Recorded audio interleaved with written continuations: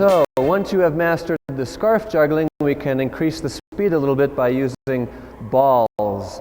And there are all kinds of different balls that you can use. Kind of a beanbag non-bouncy ball is nice because then if you drop it, it doesn't bounce away. Like these are very bouncy.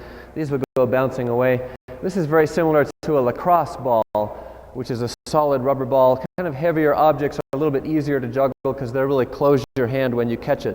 But you can use a hacky sack or a little beanbag, or you can use tennis balls, or the little rubber balls that you can buy in the supermarket. All kinds of balls will work as long as they fit easily into your hand.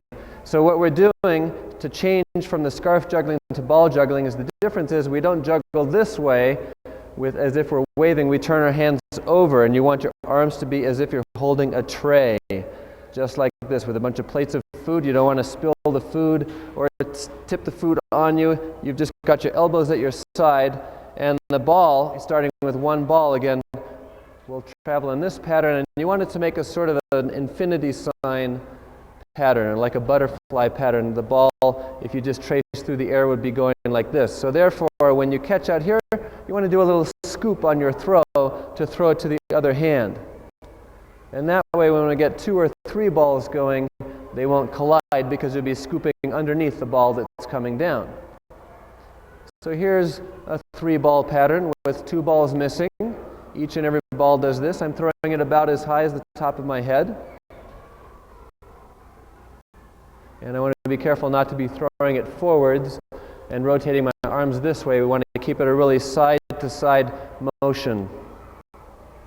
So if we add a second ball, we'll have one in each hand, and again I'll go throw, throw, catch, catch. And it's quite a bit faster because the balls will fall quicker than it is with the scarves. Throw, throw, catch, catch. Then I'll start with the other hand. Throw, throw, catch, catch. Changing the starting hand each time. And then I've got a 3-ball pattern with 1 ball missing. Throw, throw. Now I really want to get the balls the same height. I don't want to throw one high and one low. Throw, throw, catch, catch.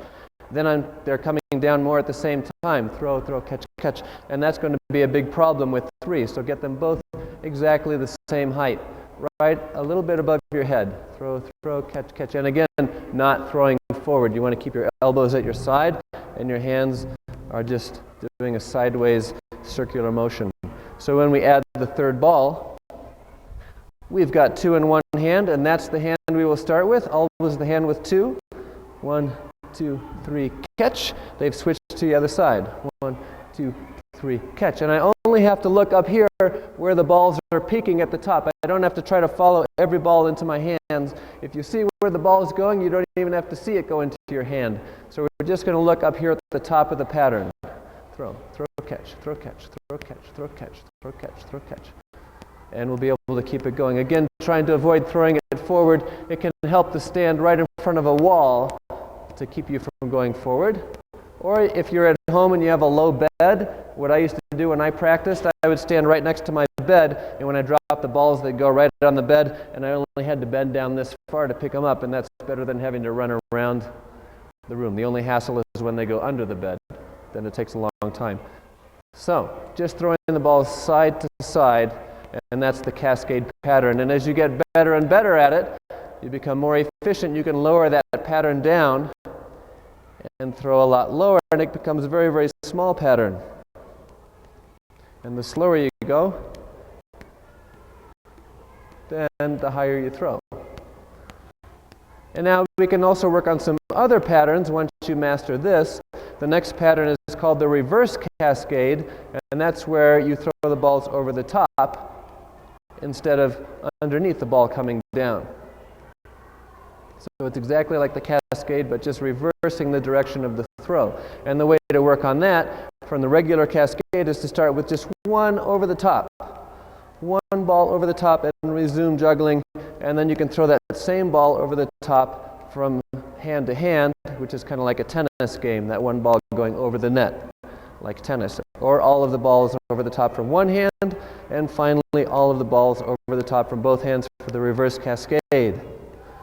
Another pattern that some of us worked on with scarves is the 1-up, 2-up pattern, like this. Each ball goes straight up and down in its own elevator shaft.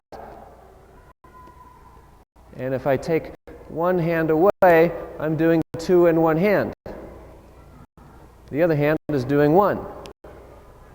When you put those two together, you've got the 1 up, 2 up. And if you get really good, you can move that one ball around from hand to hand, and it can be different places, or you can cross the 2, or you can stagger the timing so they're going up and down at different times, or my favorite is just waving the one ball, and that's the yo-yo. If you just have it travel up above one of the balls in the 2 hand or on the side, or passing it through the pattern.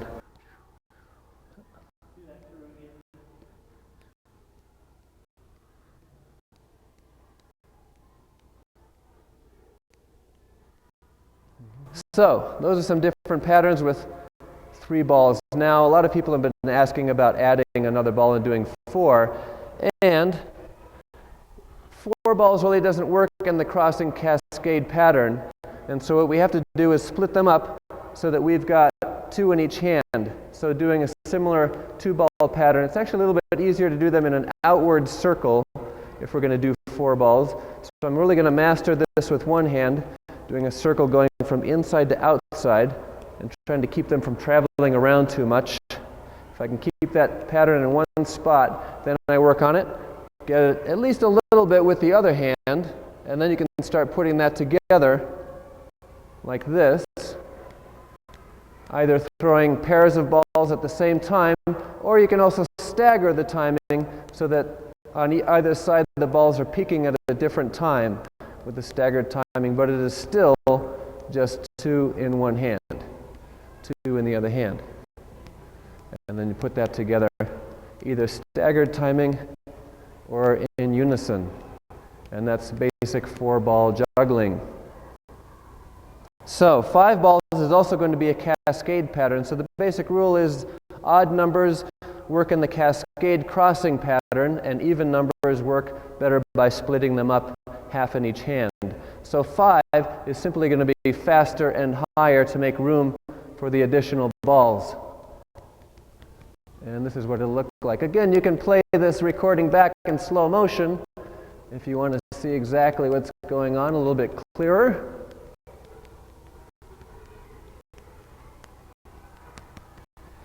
And same thing with 5. I'm just looking up at the top of the pattern. I don't have to see the balls going into my hand. All I have to do is see where they're going, and then you'll be able to catch it.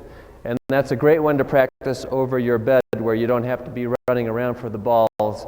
You can just pick them up, because it really will take, after you've mastered 4 balls, it's going to take several months to master the 5-ball cascade.